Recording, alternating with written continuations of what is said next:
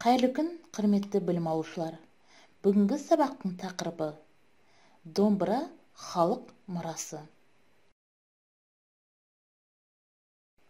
Оқу мақсаты: мәтін тақырыбы сөйлеушінің дауыс ырғағы мен сөйлеу мәнері арқылы негізгі ойды анықтау, оқылым және тыңдалым материалдары бойынша тірек сөздер мен сөз тіркестерін синонимдік қатармен ауыстыра отырып жинақы мәтін жазу, фразеологизм мақал-мәтелдердің эмоционалды мәнін, көркемдік ерекшеліктерін түсініп қолдану.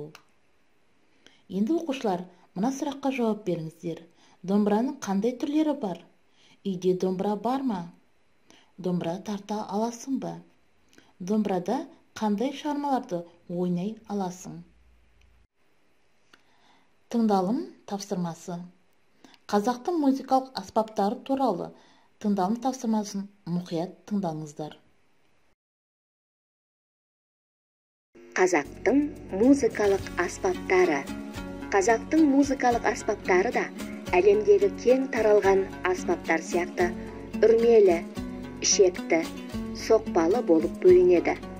Олардың басты түрлері мыналар. Бірінші, шертер. Үш ішекті, саусақпен шертіп ойнайтын аспап. Шертердің шанағы термен қапталады. Оны көбінесе мал бағатын бақташылар шертетін болған.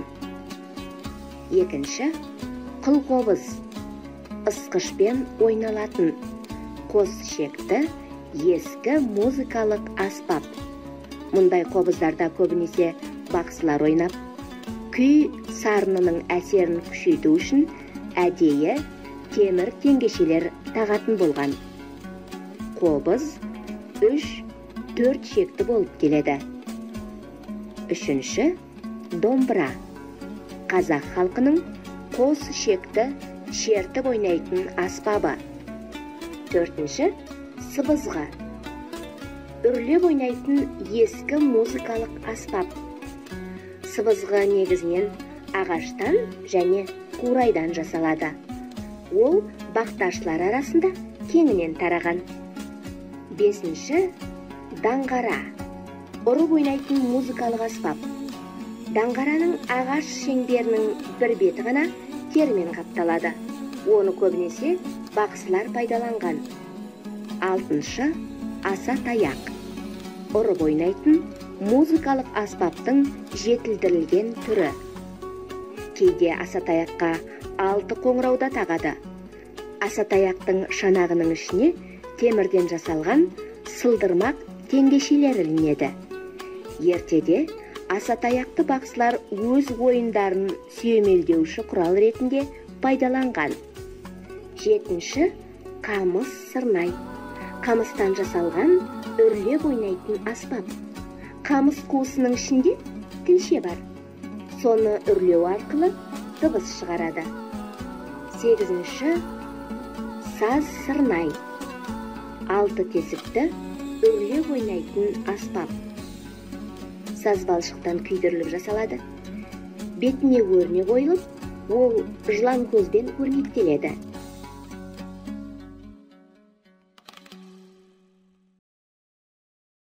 Мәтінді мұқият тыңдап болсаңыздар, музыкалық аспап түрлерінің санын кестеге салыңыздар.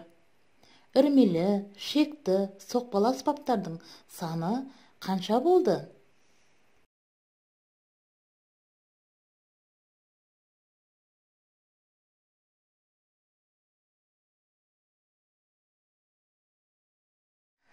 Айтылым тапсырмасы.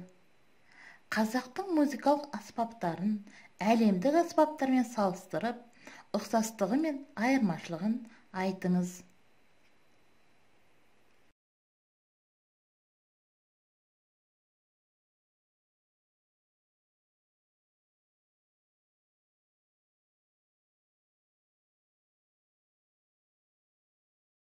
Оқылым тапсырмасы.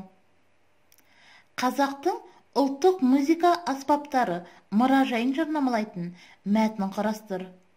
Эмоционалды сөздер мен еліктеуіш сөздерді орнымен қолдан.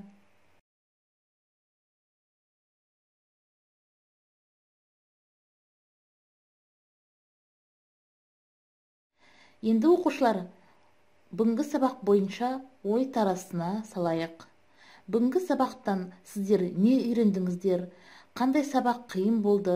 Қандай тапсырмаларды орындадыңыздар? Немесе нені үйрендіңіздер? Нені білдіңіздер? Осы туралы өз ойларыңызды айтуларыңызға болады.